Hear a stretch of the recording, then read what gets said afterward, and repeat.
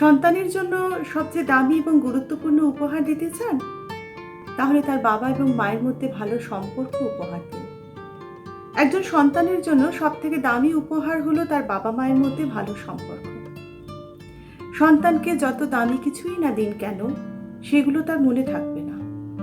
সারা জীবন তার মেমোরিতে একটা বিষয়ই থাকে, সেটা হলো তার বাবার সাথে তার মায়ের সম্পর্ক কেমন ছিল।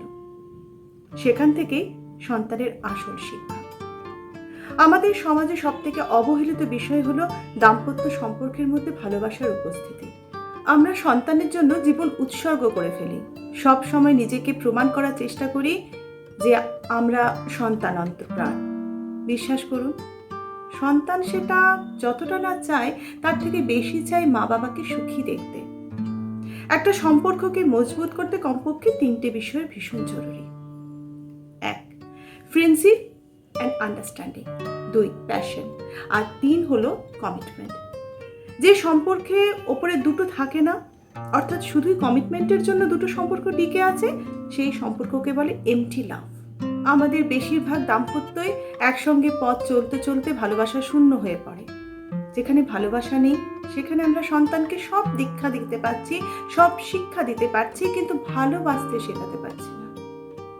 সন্তানরাও পরবর্তীতে গিয়ে তার পার্টনারকে ভালোবাসতে শিখছে না।